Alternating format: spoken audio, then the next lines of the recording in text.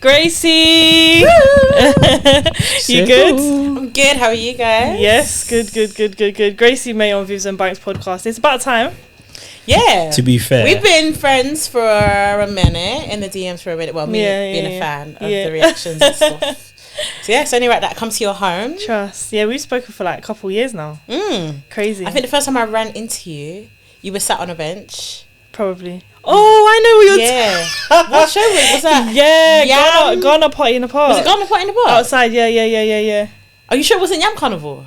No, definitely Ghana Party in the Park. Okay, well then. In North London. Yeah. I remember. I saw her on the road and I was like, Gracey!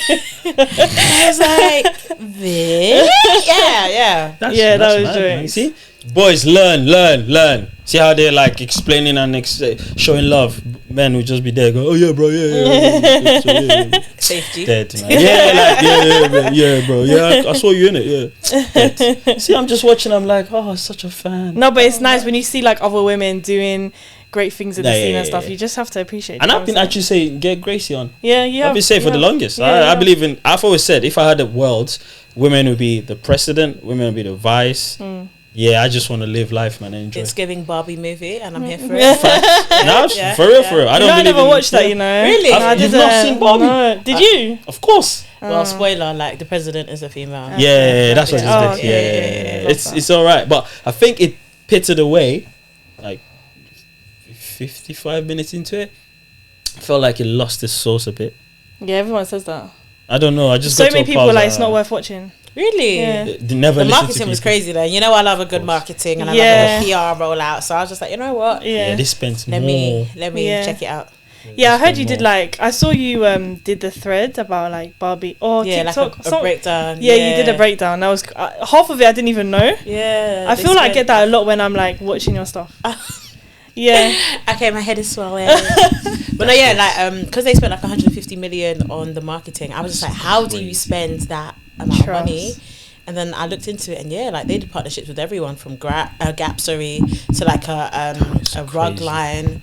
They had something with Burger King. Yeah, they were collaborating with everybody. They were everywhere. They were everywhere. That's how to do it. There was a filter on everything that said Barbie, and then obviously they had the tracks come out. So that's how to do a rollout. That is how. For real. I mean, but how many people have 150? Do you know what I mean? That is insane. Insane amount of money. I wouldn't even know where to start with that. That's crazy.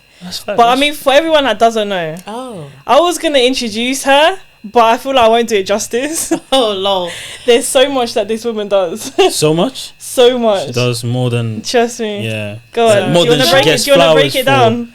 Hi guys, I'm Gracey Mae. Yep. I am a music exec and entertainment journalist. I run and host the Afronation show. True. Yeah. Have done that for the last 6 years, which is crazy. I run a publicity agency and we look after quite a few people. Our biggest client at the moment is Bob Marley. The gun signs, I love it. I also write for different publications, so like Pause, F Word, Tirade. I've interviewed over 250 Afrobeats artists. Cheers! Including all of your faves. So Hey yo. She knows how to big herself up. Come on. Now I'm a publicist. I know how to package it. Raw. That is the biggest flex. Yeah. Forget everything she said. You know, everything was just like rah. And she said, your faves. Well, understand. So like the OGs, so like Vector, Olamide, of course, and those guys, as well as like the other OGs, so like David, like Tiwa, as well as the new gen like Thames and Ira and Ruka, Oxlade, of course, Oxlade. Of course. So I am on the management team for Bella Shmurda and Oxlade. Have worked with Oxy now officially for 2 years, Bella for 3+ years. Started off as their UK or international publicist and worked my way up the ranks. Toured with Bella actually, his first UK tour last year, which was crazy. Toured with Oxy this summer, which was his first European tour as well. So really nice to be with these artists when they're having their firsts. And then I'm a voting member of the Grammys, the Brits, the MOBO. Come on! I bet you someone come in and stop Gracey. Yeah, do you know what I'm saying? I'll scream it. My neck. And the BETs, that was My neck. I can't. You know when the names are just on your head, you're like, yo, what's going on? That's crazy. Nah, this is what I said. She how doesn't do you get enough. fit it all in though? Like literally. Do you have a life? No. Okay. Yeah. I like that. I like Like, in all seriousness, though. No, seriously. does? No, Yeah. I don't sleep. Wow. It's fun.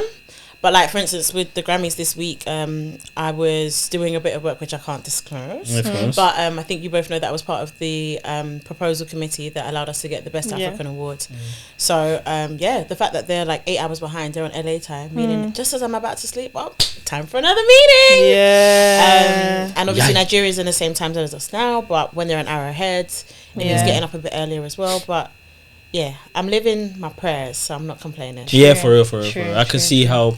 This is why I always say to people, right? You see, when rich or accomplished people, they don't feel tired when they're doing stuff they love. Just get up to do it. Like, for instance, when we'll come here and record, I could be tired from work, but as soon as I just leave, I'm halfway, I'm like, I just feel pumped. So it makes sense. Yeah. Because when you're being dragged to go to work that you don't want to do, you know, but That's I don't want to true. be That's here. actually true. And I don't do it alone, right? So the Afronation show I host with 3 other amazing people, Rod, Sugar and Jay. With my publicity agency, I have a team. So there's officially 4 of us. 2 in Nigeria, 2 in the UK, plus me. So yeah, everything I'm doing is a partnership. And so it means that on the days when I am actually tired, I can step back. And the team can kind of lift me up and I can lift them up. So yeah. I was going to say the cliche thing to ask. Let me just get that nonsense cliche stuff out of the way. I hate that when I watch interviews. Oh, how do you feel being the only woman? Really?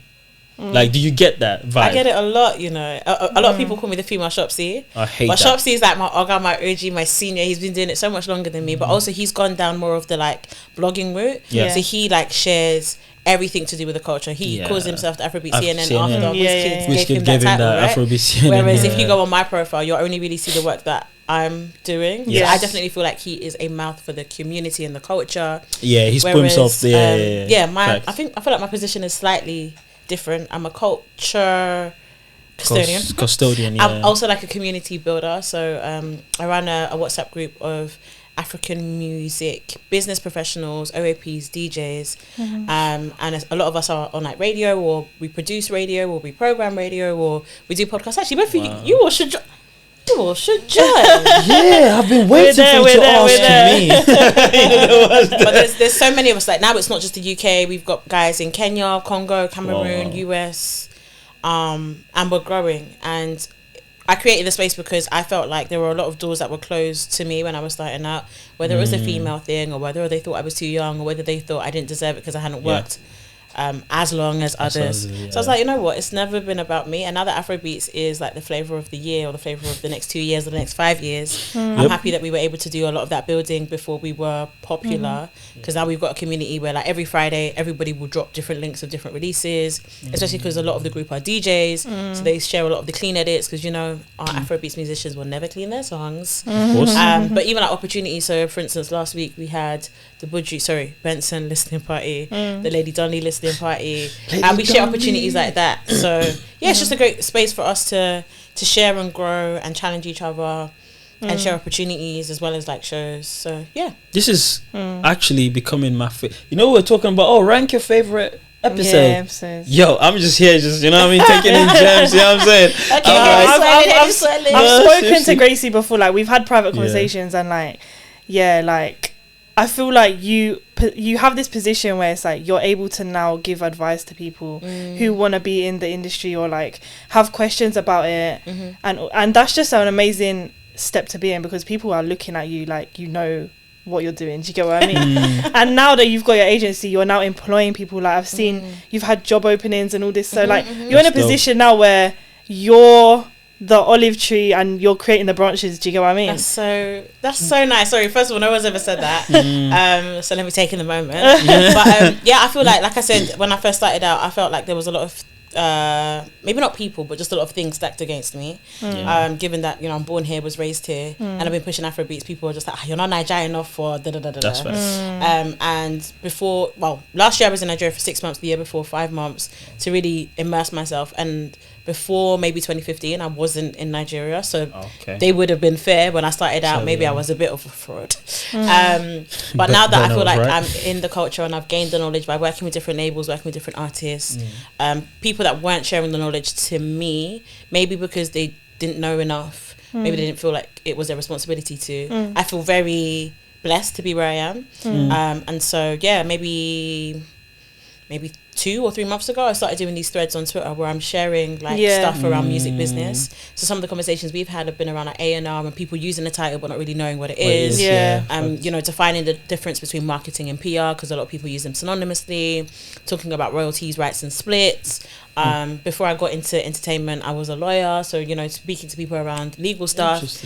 And one is great for business because they're like, okay, we see you on the timeline knowing your stuff. Can you talk to me in private? Yes, baby, pay me. No kidding. But also no, but for real though, like for real. But also educating the community and the culture. I feel like a lot of outsiders are able to come and exploit and extract because people within the community don't know enough. And those that do know, gatekeep, because you can only control what you can gatekeep. So my role as a community builder and a culture custodian is to just share knowledge. And even if it's just a little bit, maybe you've just seen one tweet and then you go and do your own deep dive on Google, at least I've opened that door. That is so or if I've true. helped you with a definition that will allow you to apply for a role where you're able to make impact and create a change. Like I just want to, not that I want to be in anyone's story, but I want to make sure that other people aren't telling our story for us. And the way to do that is to educate the people around me. So I don't know everything. I'm still learning. There's a lot of times where I like to just be quiet in the room and listen and absorb.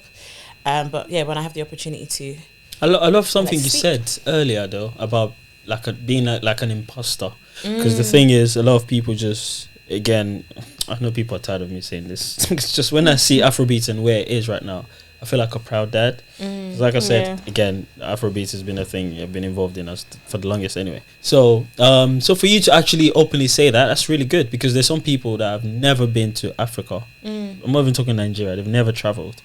But they have the longest mouth in what they talk about on Afrobeats on Twitter and stuff. And you're like, what? It makes me feel like whatever you say, it's authentic, if you know what I mean, because you took your time to go somewhere else to immerse yourself. Do you know that's on a different level of commitment? It's like, yep, I'm gonna go here, so because I don't want anyone, and because that means you're actually taking in what people might say about you. Do you get it? Yeah. Do you know how? So I was born here, right? I went back to Nigeria when I was maybe 3 months. I was there for like a year, came back, and then didn't go back to Nigeria, not Africa, because I was still thinking, Egypt, Morocco. But I didn't go back to Nigeria for like 22 years. So how can I be an advocate or an ambassador for Afrobeats if I'm like advocating for not the full version of it? So at the time when I started I've been doing this a long time. I've been in music for 8 years, but we had the Afronation show maybe 6 years ago. So by that point, Fuse had done his thing, come in and come out. D'banj had done his thing, come in and come out. So there were like pockets of African music, but there wasn't necessarily like an Afrobeats sort of community, I would say. And like UK Afrobeats was kicking off, so at that time like Timbo was doing his thing, Kwams and Flavor, Mr. Silver, Sona. But again, it was seen as UK Afrobeats, not as Afrobeats in general. So I was like, you know what, I'm Nigerian. And the funny thing was, my first show was hip hop and R&B, and I did that for 2 years. And I was knocking on my station manager's door every couple months. Hey, are you guys ready for an Afrobeat show? No, not yet. What about now? No. Really? Yeah. So then he woke up one day. I don't want to say woke up one day, but one day I got a call and it was like, hey, I think I found you an Afrobeats DJ. Do you guys want to come in for a demo? And that's how I met Rod Rants. And we hit it off immediately. And they actually had the Afronation show on another station with another female presenter. And I don't know what happened there. None of my business. But when they came, it was just the two of them. So we did the demo. We clicked instantly and station management loved it so much. They were like, all right, cool. You start next week. And that's literally how we started. So for me, even going through that journey of, you know, representing hip hop and R&B, where it was something I grew up on, but didn't necessarily resonate with me as a person. I was like, all right, cool, let's do this. And I discovered African music for myself in, I want to say like year 12, so sixth form. Style Plus was like my bag. Your entry. And a lot of people that I speak to that I interview, they'll be like, oh yeah, I grew up on King Sonny or Ebenezer Obey or Fela. My mum was born here, so she was the Whitney Houston babe, the Michael Jackson babe. I was listening to Ashanti and Ja Rule and TLC. Like that was my upbringing. So I didn't have that as, apart from going to church and hearing like praise and worship, or going to my granddad's house and listening to whatever he was playing. I didn't grow up with it as my lifetime soundtrack. So you're right, I definitely had to find it for myself, and when I found it, I fell in love. So to not be a fraud and to actually feel like I knew what I was talking about. Because you had, it was important for me to to go back and sink in. And it didn't start in 2019. I think I first went back to Nigeria in 2015. Okay. And it was like a gradual progress. But the fact that I can say that I can go to Lagos and I drive in Nigeria, I live in Nigeria. That's your proper Nigeria babe, what? Man. Jeez. Yeah, and you know what? It just gives you that confidence that like you know what you're doing. You're like more of a well-rounded. You feel more well-rounded. And all the people that I have virtual connections with, because obviously I still speak to the labels and the artists and the management from here. Like seeing them in real life. Going to W Bar with them in real life, or even going to, so there's Bogobiri, which is like a bar club type, more a bar situation. Every Thursday they do like live music, and it's more of like an open mic situation. So even being able to go out there and discover new talent that haven't really popped or crossed over yet, it's just beautiful. You know, it is beautiful. It sounds beautiful. It's full circle for me. Being able to advocate for it and then still to feel Nigerian and not feel Black, like British, an imposter, Nigerian. and I feel like this is giving me Black Mirror-ish vibes because now I'll explain it. So the things like you were just saying earlier, it's like I've said it multiple times. I remember 2005, 2006. I was talking about Afrobeats, and they were like, "What's wrong with this guy?" You know what I mean? And that's what got me into like trying to DJ, and I started DJing and stuff like that because I just wanted to play Afrobeats. This wasn't popping at all, you know. So it's just amazing to hear that you did something similar, like going to knock on the, hey, are you ready? Like I know them times I'll go to a house party, I'll be like, yo, have you got any Afro? Like the most someone will play is Gao, Premier Gao, and I'm like, and I used to hate a bit. I used to, it's a banger, man. Yeah, I used to feel like a hate. I used to go, a banger. how are they playing this? Why don't they play Nigerian music and stuff? So it's really great to hear that you've taken all these steps to get there. It's nice. I hope you're learning and listening. Yeah, don't come here trying to tell me you do Afrobeats now. Let me just But yeah, my Star Plus discovery, if that was year 12, without revealing, I'm 31, whatever. That would have been 14 years ago. So I feel like I'm not an imposter anymore. No, you can't.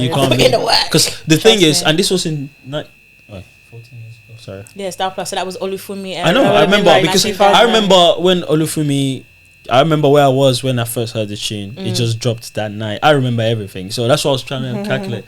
And it's just amazing. That's great. And how did you feel? They're on my list, by the way. Sorry. Who? I only have like 5 or 6 people left to interview before I can happily retire. You know what's crazy? They're on my list. I contacted them, and because they live in Abuja, they're not in Lagos. They were like, "Oh, you'd have to come up to ABJ." I said, "Yeah, will you fly me out?" They said no. So I said, "Okay, I'm coming. Just not right now. Just wait there. Wait, can you say who's on your list? This is. Am I going to offend somebody? No, possibly. It's a list. Okay, you're doing a five me, out of the list. Just pick random 5. Yeah. Okay, so One Day Cole, because he never does interviews. Yeah, and that's true. You know, he is just like the voice of a generation. I want to talk about Mo hits. I want to talk about everything, just everything. And you know, he's battled addiction. He's recovered. I want to have an authentic conversation with him. And his style, just the full sense of everything, has inspired people that I work with, like Oxlade. For sure. So I just. I want to tap in. Yeah. WC. Yeah. Black Diamond, come through. Different. So I've mingled with and partied with Wiz and with Burner, but I have never officially interviewed them on the mic. So they're definitely on my list as well. Amazingly enough, I have done most of the females. So Tiwa, Yemi, Thames, Ira. So maybe some of the new girls like Solace and Escort. To tap into the new girls. Ashake, again, he doesn't do a lot of press anymore. So I would love to do him. And then even though, you know, I've worked in the past with John Zing, I actually haven't interviewed Rema yet, so that would be great. And funnily enough, even though I speak to Buju all the time and his management, and I was at the listening party, I haven't interviewed Buju. So that's probably that is wild. That is wild. So with everyone I've said though, we've been in the DMs. They appreciate the support. They see the work I'm doing. I see the work they're doing, obviously. So it's just to formalize make it happen. And then obviously Star Plus, and then I can retire. I know what. You're not retired. Don't say that. You know what's mad? I'd be happy. I die happy. So Star Plus, like I've said this anyway. Star Plus, one of the members was at my sister's wedding. Really? Because my sister's married into their family. Long story. Anyway, so I'm not like, but I remember if that had never happened, I feel like Star Plus, because I remember where I was when they dropped that. Okay, what was your intro into Afrobeats? First song, just one song. Mio Sha, come on. This is 1998, 1999. Mio, say, that's crazy. Yeah. Like, that was when my you favorite. fresh out the womb. That's hilarious. No, but I'm talking about LD tribesmen. Like, so if you had a chance to interview LD tribesmen, Weird MC. Oh, I know Weird MC's in the UK. Yeah, I need to reach out to Weird MC. She tweeted me and I was like, she said something like, "Oh, well done! I see what you're doing for the culture." I melted. Oh, don't joke. Because I first virtually met her on Clubhouse. Pandemic, right? And you know, we were all doing all these groups or whatever. And so she was like, "Gracey, I see what you're doing." I said, "You see who? Can you trick her to come here? Trick Weird MC. I can. But I mean, she's tweeted me now, so hopefully she'll you reply. need to man, I speak to Weird MC. Sure. I don't think I will speak. I'll just sit here. Yeah, just observe. Yeah, just listen. But see, so Weird MC to you is what Star Plus are to me. My introduction. To, who would you? My introduction song was Obianoji. Duncan Mighty.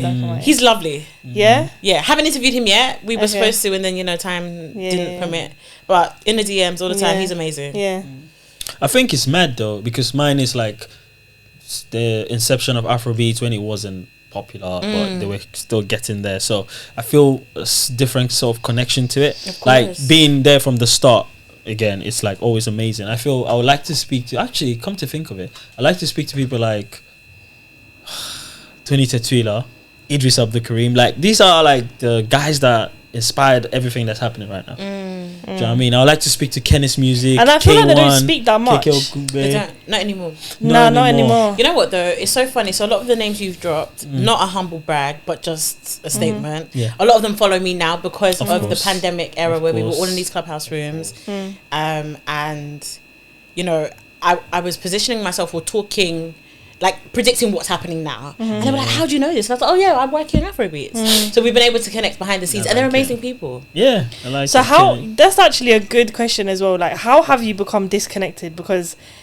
you know everybody that knows everybody's cousin and uncle and everyone. I point in case, I like to talk, but I also like to listen. And I think a lot of people listen to respond instead of listening to understand. Yeah. And same thing I said to you just a second ago, I can sit in a room and just listen. I think there's so much to be learnt from just listening. And I think in this business, everyone is super transactional. They're giving for what they can get. For sure. Facts. And a lot of times I give without expecting anything in return, praying that God will bless me. But also, sometimes I knowingly allow people to take, knowing that I might not get it in return. Yeah. Again, just setting up that you're good. Right. I don't want to call it karma because I don't necessarily believe in it, but just setting up a good precedent for someone blessing me in the future without expecting anything in return. And I think I don't mind. Not that I don't mind begging, but I will fams everyone. If I see you in public and I know you, my bro, I don't care. I'm not a hugger, so sometimes people think I'm a bit cold. I just some people don't. They're not tactile. That's cool. Aside that, bro, if I'm at your show, I will tag you. If you haven't put me on guest list, I will call you and ask. You're in London, you haven't put me on your not in an entitled way, but like of course. No, you've worked hard to say not that. even, but I've worked. We've all worked hard. But even just to show support, like you're in town. Yeah. Maybe you forgot me. I'm not too big to ask. Can I be included? Yeah, for sure. And I also think that I try to speak to people not just when I want something. So whether it's birthdays, Christmas, or for instance, somebody that works at YouTube recently had a baby. It didn't take anything out of me to send a gift. Exactly. Just being a normal person, just being a person goes a long way. So you got the person's that's like me and you, to be fair. So she had a baby registry. Oh, okay. I just put a gift in, got to the house. Well, like we're very cool now, and it's not because I ever wanted her to put me on. No. It's just you doing a normal human thing, or even how I got into the Grammy committee. So the genre manager for Global, his name is Sean Thwaites. He was they were running a campaign called Global Spin. I'd seen that Candy Bleaks had done it, and I was like, oh, this is sick. Like the Grammys is actually finally looking at having a permanent feature that exposes artists that aren't American. So I saw there was an article about it. I saw his name. I found him on Instagram. I'm also not the LinkedIn person. Don't follow me on LinkedIn. It's dry. I DM'd him. I was like, oh, I love what you're doing. Followed me straight away. That's how I joined the Grammys. Helped 30 other people to join last year. Helped about 50 people join this year, all from me being humble enough to Yeah. send a DM, shoot my shot. Yeah.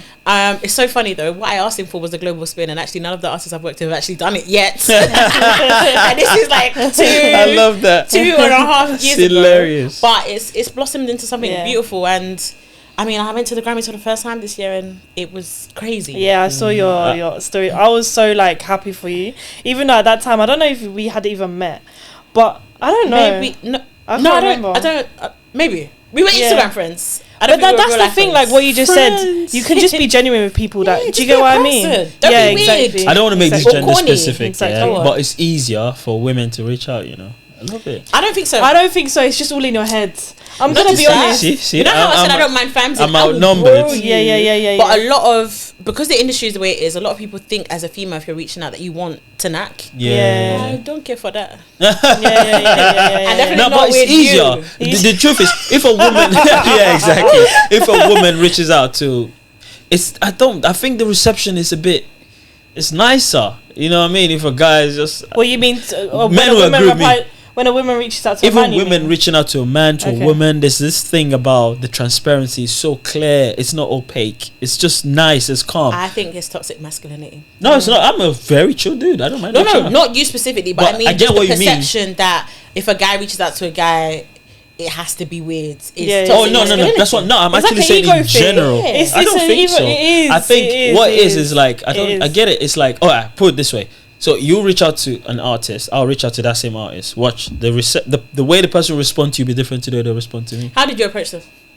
I Same said, I way. will family, I will hail you, my bro. I see what you're doing. I can't go that far. Do you get, like, I have no shame. No, yeah, Which is yeah, why the energy is the same in person. You know Because what, I'm like, someone I'll said hail that, you. yeah. Ah, Yeah. Someone said that to be not important, but to have some sort of like face in this industry, it's you have to be shameless. So it's true.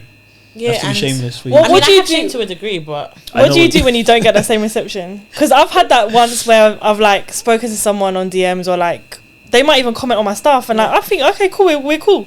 I see them in person now, they don't even say hi. Oh, yeah, one yeah, thing yeah, I've yeah. learnt, and this is not an excuse, is a lot of artists are actually very socially awkward. Yeah. Have a lot of Docile. social anxiety. Are sometimes very introverted. Yeah. And the way they release all of that is by putting on this persona when they're on stage. But once they're off stage, They're just normal, very reserved people. Like you'll Yeah. see that the people in their camps are even the ones that are, hey, bring them away, bring them. Yeah. Like they themselves are very they're good actors. right. And then once I started actually working with artists and see, they're the most sensitive, Of course. emotional, sometimes even the most fragile. Yes. They see everything, they hear everything, they internalize everything. So Yeah. sometimes I feel like when they don't give me that same energy in person, it's literally the social. So, like I said, out of my own. Sometimes I think I that will too. approach you, and then sometimes when they're actually just being stush. There is a specific artist that me and him are not really talking right now, Okay. but he watches all of my stories. Okay. But when we're with other people, he acts a kind of way, and I'm like, I get it. It's the game. You the gotta game. love Okay. It's the Gracey, game. man. She's the like, game. I get it. Yes, let Me it. holding it is not going to do anything for me or for you, Yeah, but true. you know that I know. Yeah, for Or maybe you don't think I Yeah, watch who watches my stories, but I do. Yeah. And if Yeah. you're finding out now, I know who you are.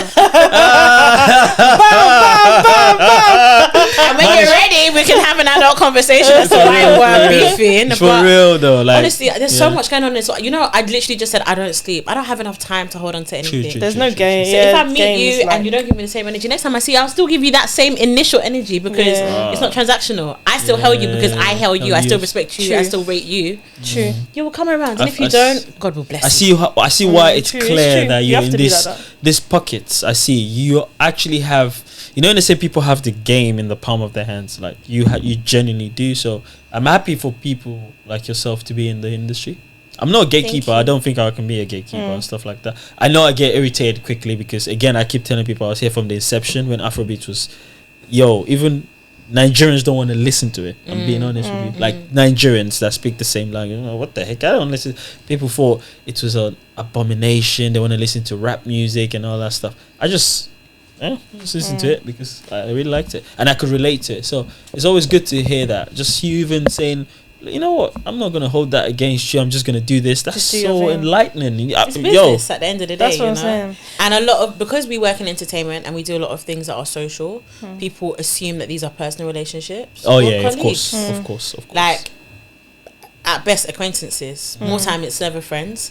And even if it is, my friends offend me all the time. I offend my friends all the time. My girl pulled me up yesterday. Apparently I said something that was out of pocket. Oh, wow. She pulled me up and she was just like, you didn't need to do that side dig. And I was like, okay, cool. Like, even as friends, online we're allowed to... or physically? Oh no, so she's in Nigeria, so this was on WhatsApp. Oh, sometimes because I'm so busy, I'm typing as I'm thinking, and sometimes the delivery isn't always great. I'm working on it. Okay. But my point is, friends even offend friends. If you have an off day, I can't now have a terrible idea of who you are as a person because I've seen you on your worst day. Like, come on. But you're just an open-minded person, because some people would not feel like that.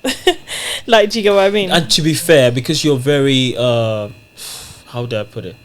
You think on a different frequency. There's a lot of people that still, oh yeah, I'm in this position, I have to gatekeep it in a certain way. I'm not gonna drop gems. I'm not big man. You're just Afrobeats is everywhere now, so there's nothing you can't hide nothing about Afrobeats. And the joke is, it's only doing harm.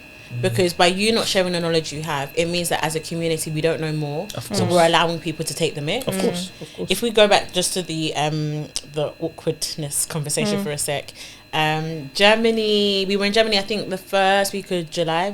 Ox was touring, I was his tour manager for the summer. Ashake was on the same lineup. Now I first met Ashake before he blew. It was on the Mr. Money video set with Peruzzi and Zlatan. Now Peruzzi had interviewed before, Zlatan had interviewed before, so they were all like, oh Gracey, you're in town. Like, again, they were famsing me, I was famsing them back. It was a lot of famsing. Yeah, of course. Ashake obviously didn't know who I was. And I didn't know who he was, so it was just like, oh hello, hi type thing. And then obviously the track with Olamide blew up, and you know, he became who he is today. So when I saw, and obviously because I play his songs on radio every week or every 2 weeks, I'll do a video and I'll tag him. But you know, he doesn't reply, he doesn't repost. So I was just like, okay, either he doesn't remember me or he's offended that I didn't follow him then and now I'm following him. Sorry, Ashake. Whatever. Anyway, we get to Germany now. Him and Oxy grew up in a similar area, so they're boys. He goes as if he's gonna hug me and then stops, and I'm just like, oh, okay, maybe one of his babes is here. Awkward. So we're in the same rooms together now for maybe like 45 minutes, an hour, and then he walks past me and I actually grab his hand and I'm like, Ashake, do you remember me? And he was like, yeah, the Gracey Mae, like how could I forget? And I was just like, so then why didn't you say anything? He's like, you two, you were doing like ITK. So Mr. I was doing like ITK. And I was just cool Nigerian man. Like it's not that, like you were around your people, so I just didn't want to disturb you. And he was just like, oh, I didn't think you wanted me to. So then we just laughed about it, and then it was calm. Yeah. But that's such a Nigerian thing. If I didn't grab his hand, I would have walked away offended. You know that exactly. He might have walked away offended. You would have thought now that like, oh, you can't really speak to him. But you know what you've just described is something I grew up seeing. Really? Literally. It's such a Nigerian thing.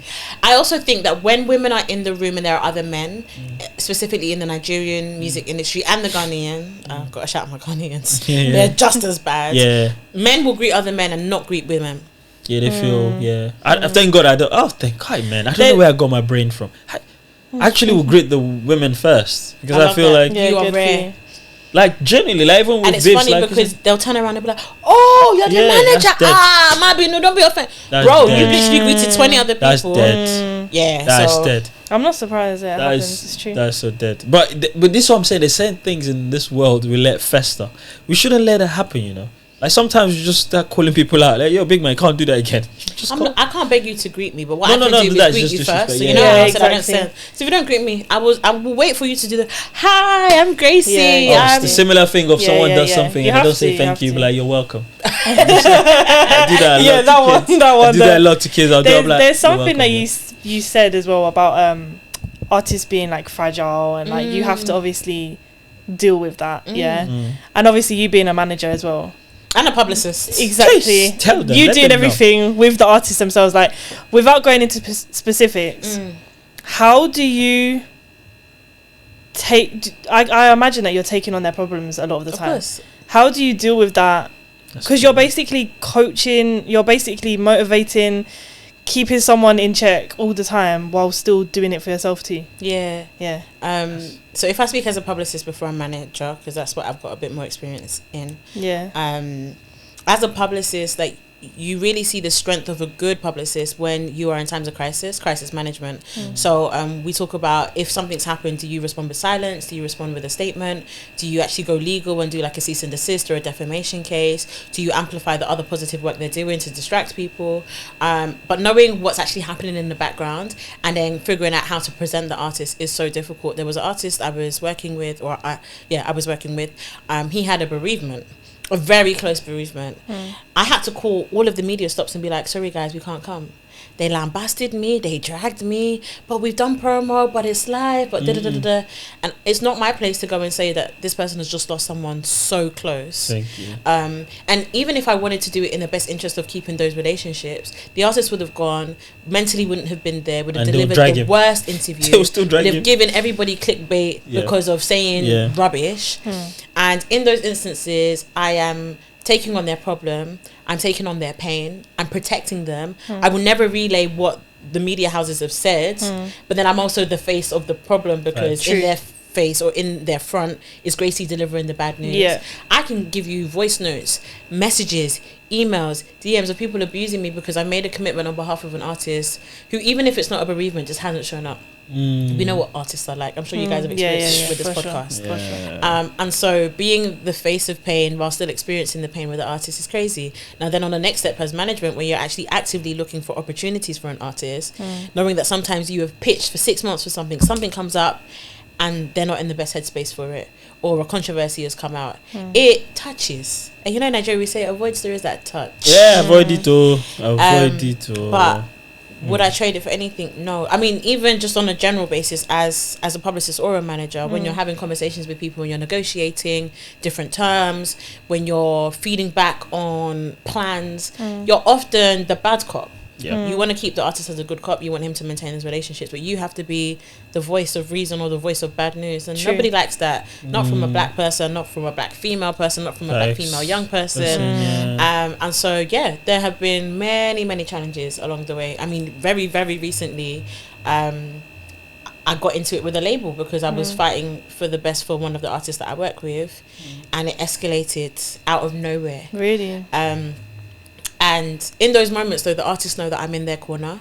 Because I could have just said what everybody wanted to hear, but actually I wanted to do what was best in their best interest. And, you know, the story hasn't finished, so I'm not at liberty to share. I'm still in the middle of the hurricane. But I'm hoping that when we come to the end of it, that everybody will realise that I'm not just a difficult person, I'm not just trying to disrupt stuff, I'm actually going for the best. Because I mean, everyone can do it, but can everyone do it well? Well, to be fair, Gracey, I don't know what to say. I don't even know what to say, because I was saying at the start, this is probably going to be this is my best, because I've learned so much, like genuinely. And you know me, I don't lie on internet. I don't care about anyone. I don't lie. I don't care. So I'll just say how I feel. Honestly, this has to be out, because we didn't even speak that much, which is great. You know what I mean? You did the job for us. No, but like you did the job for us. Nah, man. You know what honestly, like so insightful and so in depth. Quick clap for you. You already know I've been like supporting you from my little iPhone for a while, and I appreciate everything you do, and I think I shout out to you. So I know that me and you are meeting for the first time in person now. Yeah, man. So apologies. I'm gonna give you a flower. Take the flowers. I'll give it back to you, because you deserve it more than I did, honestly. But with my girl right here, even without making it messy about payment or whatever, you just support. You just, and like the joke is, I will speak to Bella and be like, I've seen that video since or Oxy, that's my day. Like, so you're already doing everything that I would have loved to have done from day one.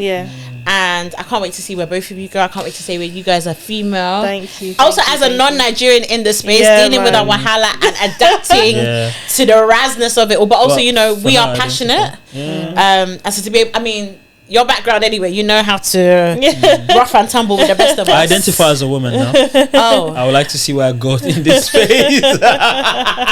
Someone will get it. Give me my flowers, man. No. You deserve all your. I always give you your flowers, man. Me, I don't hide, man. I keep.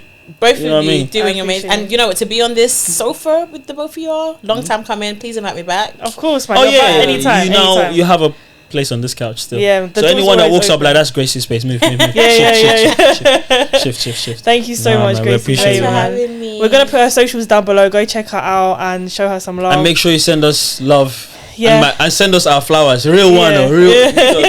So we can send it to Gracey. Just as a little plug. So _ Gracey Mae on all platforms: TikTok, Twitter, Instagram. The business page is May MCG. So if you are looking for publicity, we work with big artists, small artists, whatever your budget is.